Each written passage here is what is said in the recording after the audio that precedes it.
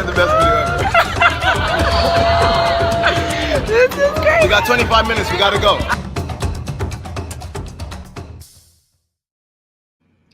Hey. Happy Wednesday, guys. Wednesday, everyone. Welcome to Say That channel. It's another hump day. My name is Janelle Villiers. That over there is Winston Broderick. We are super excited to be your co-hosts of Say That channel, where we are unapologetic about talking about the ugly come up of entrepreneurship. So you know how you hear those stories about how people start with nothing and then all of a sudden they have massive success? But what happens in the middle? What happens during the ugly come up? Well, that is what we're here to talk about, ladies and gentlemen. What's the mindset you need to have? What are the pitfalls you need to circumvent? All of that. And so we have 25 minutes to answer the topic question of the day. And then we run out of time. What do we do then? Oh, no. Well, whenever we have guests, we go into overtime. So that way you guys can hear more juice from our guests.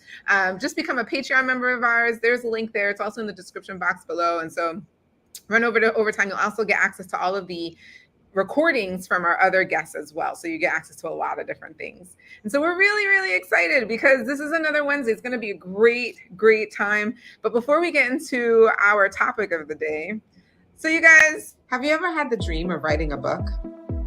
Well, you're not alone. About 82% of Americans have the same dream.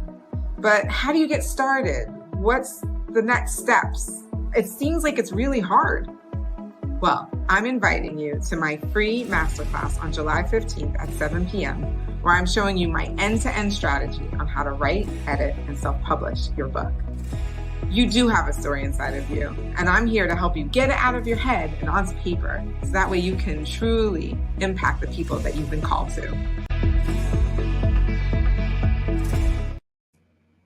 That's right, everybody. We're doing a free masterclass on how to write, edit, and self-publish your book. I'm really excited. That is the link there. Make sure that you register. For those of you that register today from the show, and it's also in the description box below, you will get a free copy of my book, I Slept with a Married Man, Am I Still a Good Person? I will actually send that out to you. So go ahead and register. Can't wait to see you there. And so now we're back to our show. Regularly scheduled program. All right, let's jump into today's topic. Let's hear it. Is your ability to let go helping or hurting your business? Great question. Well, guys, it's not going to be just me and Winston today answering today's topic question of the day. We have an amazing guest with us. She is a mom, a wife. She's an educator. She's an inspirer. She's a public speaker. She's a founder of her own project. I'm so excited to bring to the stage Alisha Brown. Our next guest. There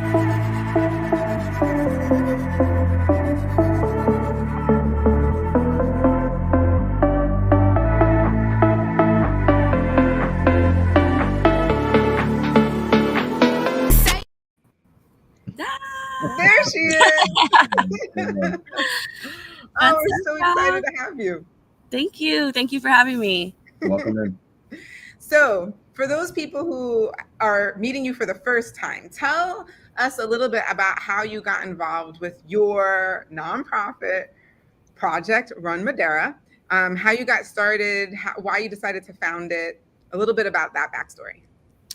So I started Project Run Madera unofficially in 2017 when I had my first professional running contract. And in a nutshell, basically, there was a young team who needed sports bras. And we have a lot of low economically disadvantaged kids out here in Madera, California. And so it was not like a surprise or anything when this coach asked, hey, you think you could help us out? I know you have a new sponsored contract with Zelle. Like, do you think they could, send us some sports bras?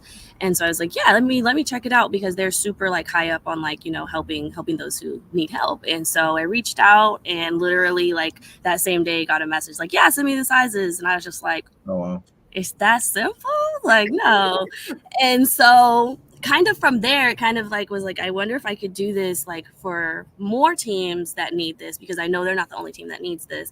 And it started with just they sent sports bra shorts and shirts. And so it started with that. And then kind of started networking, still unofficially, still not a real nonprofit. It was just me and me being a runner.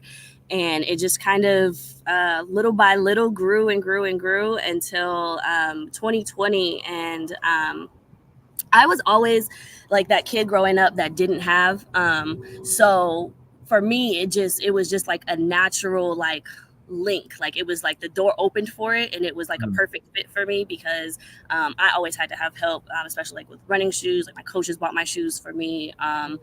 Just like they paid for a lot of my trips. They paid for just about everything. My mom could not afford it. She was a single mother, worked really, really hard, but it just wasn't in her financial plans to support sports.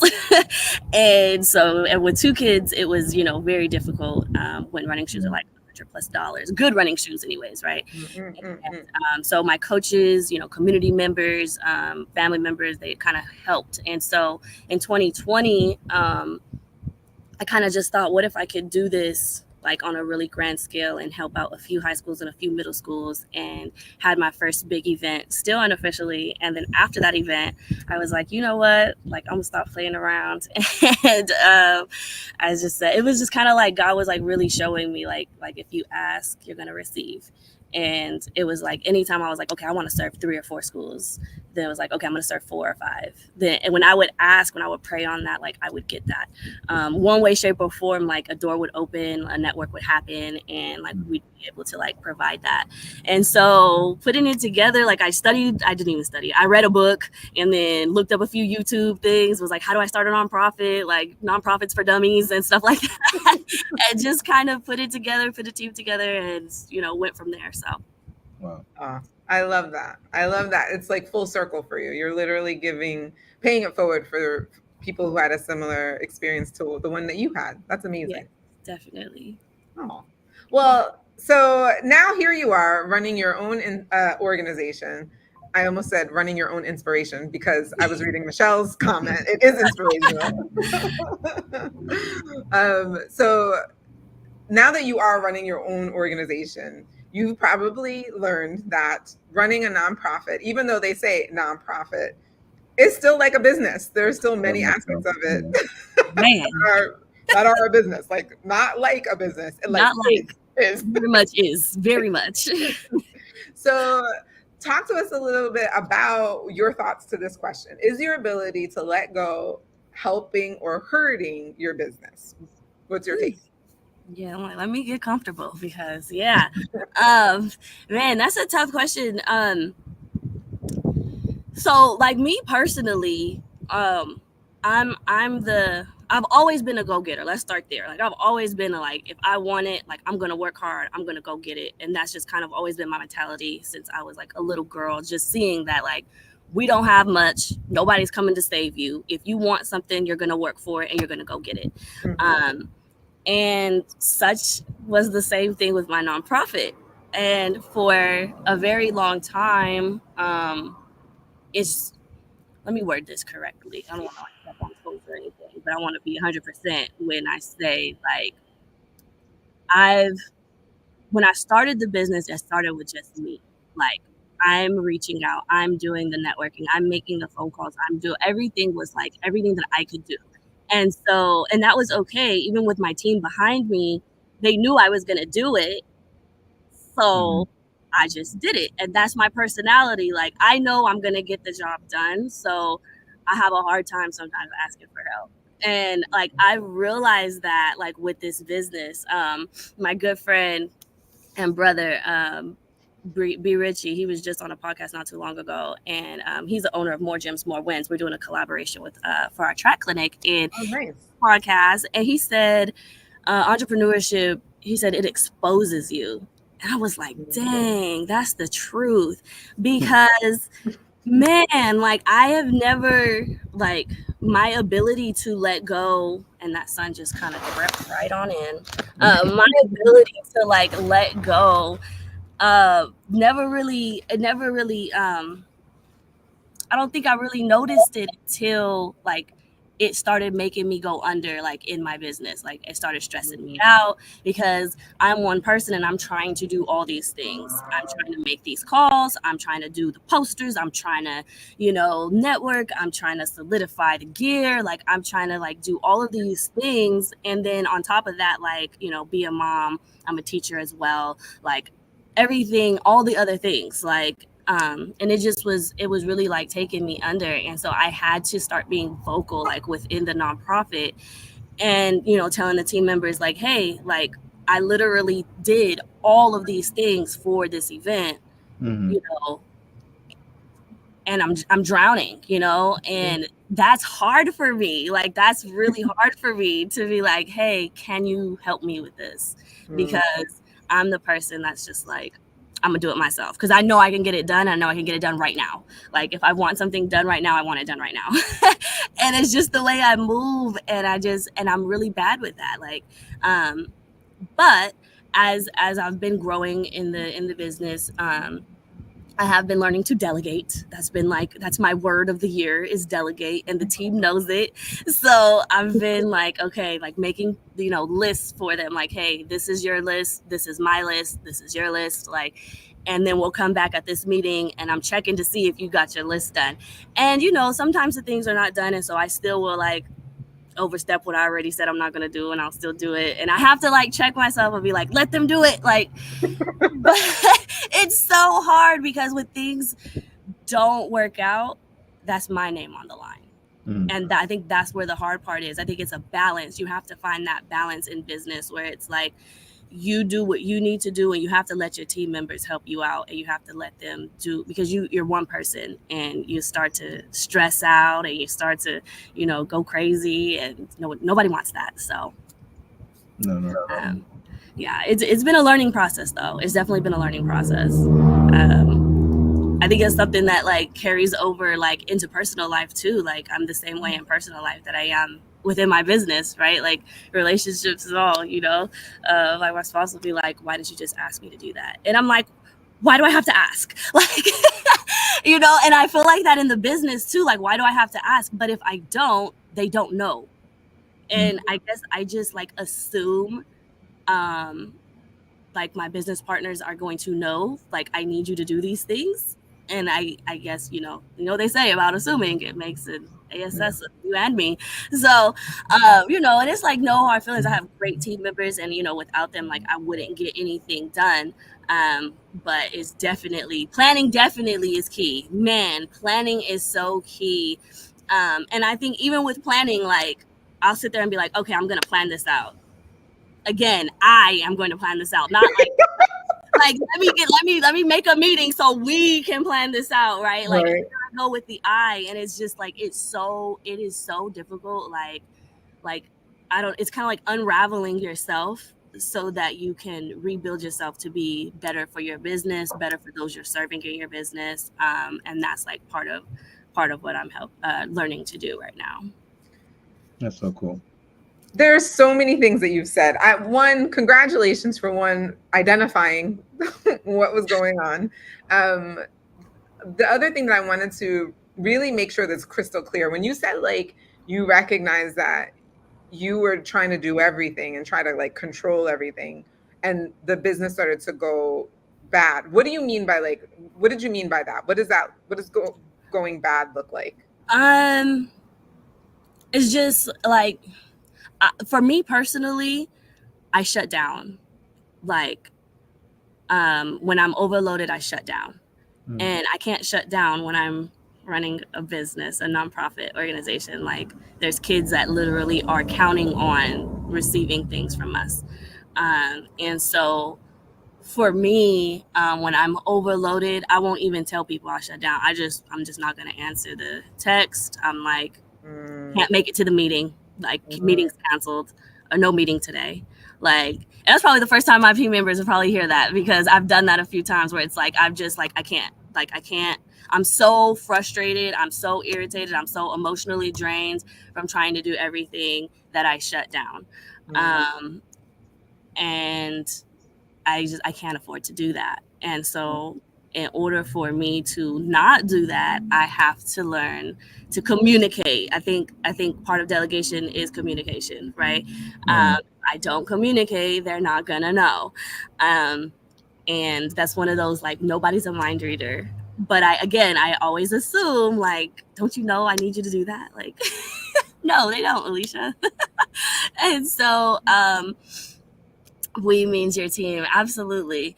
And so I'm getting better at including my team in the planning, in everything that we're doing. We have our track clinic coming up, and I was very proud. I sent a message. I was like, we, kind of complain that we are unorganized. So we need to meet so that we can be 100% organized for this event. It's a big event. We have usually more than 200 kids are going to show up. And I'm the one who runs around like a chicken with her head cut off. You know what I mean? It's not a we thing when it comes to that. It's a me thing. That, like, I go crazy because first of all, I'm already an anxious person. So I'm like, I have to have everything perfect. And so when the big events come and things are not ready, like, I start losing it. And, we can't have that. Like, we really can't. In order for us to, like, fluidly function and for all the things to get done, like, we have to be prepared. And that is part of that ability of, like, me to let go so that everybody can do their part, and everybody can bring, like, I feel like sometimes because I have held on to the business so tightly, like, this business is like my baby. It's one of my babies. And so I think, like, sometimes, let me just say this for an example. So our last event, my volunteers, the whole entire event, volunteers went around with no Project Run Madera shirt on. I didn't realize it because, again, I'm running around like a chicken with my head cut off, trying to get all the things done, trying to get the course ready, trying to get, like, things set up, getting everything ready for start time. I didn't realize the volunteers didn't have shirts on until, like, the last hour of the event. We had already been there for 3 hours. And nobody on the team was like, here, give them. And nobody, like, they were like, oh, well, you didn't say give them a shirt. And I was just like, oh, like, but why wouldn't you give them a shirt? And it was one of those things, like, I didn't say, so they didn't want to feel like they were overstepping me. And I'm just like, dang, like, that's not even their fault. That's my bad because I'm holding on so tight to, like, I want you guys to do it like this or do this or do this. And so it ends up, like, coming back on me. You didn't say give them a shirt, Alisha, so they didn't give them a shirt. And it's like, we had to have a conversation, the whole team, where it was like, don't feel that you guys are going to overstep on me. Like, sometimes you guys have to make those executive decisions to be like, what, these volunteers need a shirt. We have plenty of shirts. Give them volunteers a shirt, So, there's certain things where it's like that, that's very minute, but it's something where it's like those volunteers that were there for us should have had a shirt. But because of my inability to let go of some things, my team felt that they couldn't take that initiative for themselves. And do, what needed to be done. And I don't want my team to feel like that. Like, I don't want to feel like the dictator of the nonprofit. Like, in that moment, like, when we had that conversation, like, it really made me feel like a dictator of the nonprofit. And I don't want to feel that way either. I was just like, dang, like, that's terrible. So just something that, I'm learning. Delegate. That's my word. The next event is July 20th and 21st. It will be our summer track clinic, and we have day one set up for training. Is like all like speed work, mechanics, techniques. We have coaches coming in from Northern California, Southern California. There'll be, some college alumni, some pros, retired pros coming in to coach the kids. And then day two, we have a mini track clinic or mini track meet. And so we feed the kids continental breakfast, lunch. They get a lot of free things. This year, we got a partnership, again, with Bras for Girls. So all of our girls will be receiving sports bras. So we're super excited for that. Yes. But we're looking for volunteers as well. So anybody who would like to volunteer, adults, we have already close to 150 kids signed up. So again, we expect. Oh my gosh. So we are definitely taking volunteers. If you want to volunteer, the website is where you can register for that, projectrunmadera.org. Which leads to that question. Yes. Where can you donate? Absolutely. The website is there, www.projectrunmadera.org. Everything's on the website. You can see what we've been doing in the community and all the past events, and then our upcoming track clinic event. You can check out like the past track clinics to see what you're getting yourself into if you register for to be a volunteer. Or if you have babies, whoever's on this, sign them up. come learn all things track and field. It's not just track, it's track and field. So we got jumps, throws. Kids are like, oh, running in the heat. I'm like, there's jumps and throws. Like, it's fun. It's really cool. We set up cooling stations and everything, so we know it's hot. Like, we know the kids had a ball last year. We had cooling stations everywhere and towels and, ice waters and Gatorades. And so they were just like, having a ball with the water and everything. So kids are invincible. Like, the heat does not stop kids. So register your kids. They'll be fine. Say that. They will be fine.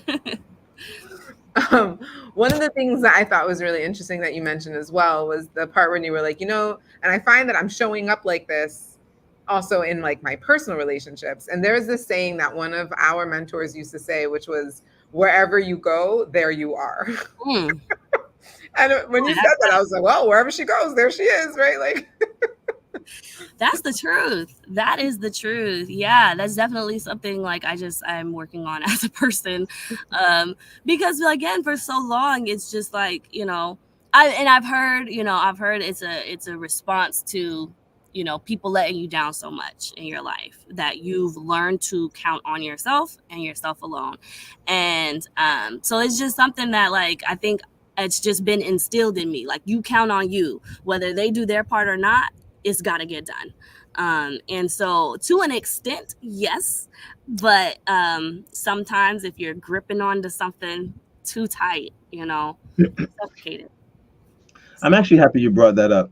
I actually thought about it from what I know from just your background in sports, that there's also probably a sense, and just in what we've done in trying to build teams and organizations, you work with certain types of personalities, A-type people who are very driven, successful. And I don't know if to call it like a downside of that could also be, we tend to also be very single-minded, you know what I mean? So you do have a particular way you like things, whether you want to admit that or not. Mm-hmm. And so you kind of see things that way. And the word that, as you were talking, I was like, man, there's like a level of trust she has to, I don't know if it's to gain or build with them. And I'm sure you trust them in some areas, or trust with yourself. Like, you've made good decisions with the people you surround yourself with, and you got to trust that now and let it go. Does that make sense? Like, and I'm not in a non-for-profit, but I could only imagine, and I mention this often, like, you got to have the right type of people in businesses. Like, I think if you're not a patient person, you shouldn't work at a place like a post office or just a place where you recognize patients will be needed. Yeah. And I can only imagine as a non-for-profit, you need people who have a heart to serve. Definitely. And especially for us, because we're not getting paid right now. So everything that we're doing right now, like, I thank them 1,000 times for being on my team, because nobody's getting paid on this team. All of this, I call it hard work. It's hard work because, either you want to serve or you don't. And you're absolutely right. Like, I have an amazing team. I have to develop that trust, like, within myself to allow them to, take the lead on things and, bring their ideas for the nonprofit to fruition as well. And we actually are working on we're not in charge of. So, we're working on that trust. So. No, that's such a key thing. I'm actually happy you pointed it out, because even with in the space that we work now, I've had to learn, and like, we have different things that each of us have to do. And for me, I remember there's a time where I would allow, if there was something I would do, if Janelle had an opinion, I would see that as counterintuitive, instead of recognizing her opinion is probably similar to thousands of other people's opinions that I'm going to run into. So there's validity to it, and just let certain things go. So we'll do like colors on a poster or something. And I'm like, whatever. Like, now I'm like, whatever. Because I realized I'd give myself so much grief being upset about whether it's blue or purple. At the end of the day, it's like, if people are going to watch, people are going to watch. And I was going to ask you about that day when no one had on the shirts. Like, did you still have a good event? And it sounded like you did. So I'm pretty sure at the end of the day, the shirts were like, whatever. You know what I mean? Yeah. It's kind of like that kind of thing. It was super like a minor, and it was still such a great event. I felt bad personally, like, dang, my volunteers didn't even have a shirt on. You know what I mean? Like, I take things like, I overanalyze all my little mistakes, like all the little things. Like I'm like, dang, like I could have done this. I should have done this. Like I overanalyze. I pick apart everything. I'm not a perfectionist. Yeah. But no, but that's what I was talking about. I was earlier like, dang, I don't know. But think about it. When you're an athlete, you're literally being taught that if you step off by a little bit, you're off. Like you're being trained. I do like lifting.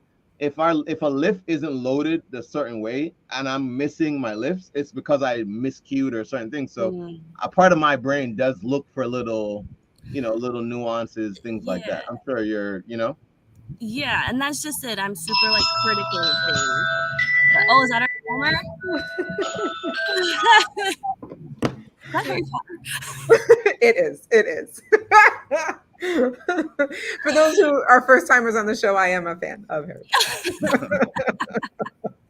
For those who've been here for a while, you already know this. No fact. But yeah, I definitely feel the nitpicky stuff. I'm working on that too. But like even something as simple as like right now we sent out an email, I think sometime last week, and the Uproot agency helps us out with like all of our like marketing. And so they're really amazing. Check them out. But he sent me Dro sent me like a template of what the email would look like, and I was like, oh, can we change the colors to like the blue, because we were doing like a blue and white like Team USA Olympic theme. And he was like, I can. He was like, that's not a problem, but it's not gonna pop the way you want it to pop. Like this is set up so that it will do this, this, and this. And I was like, all right, gotta let that go, Alisha. Like, like he knows what he's doing. That's why he's in charge of that. Like, so I was like, all right, you got it. Yeah, leave it how you have it. And so, yeah, just the little things that I have to like let go of, because the little things in turn into, become bigger things. No, absolutely. All right. Yeah. So I know time is up on this side, so we'll take the rest of this into overtime. And what I want you to get into in overtime is you talked about essentially starting this by yourself. And I'd love if you could really break down for us in overtime how you went from yourself to having a team to now having hundreds of people coming to an event in July. But we'll get into that, like I said, in overtime. So guys, give some love for Alisha in the comments below. We'll put up her contact information again over time. If you guys want to register for any of their events, check out their website. All right. But for everybody else, you know where the party's going. We're heading over to overtime. So as always, remember, you deserve the good life. Yes. We'll see you guys soon. Yeah. Yes.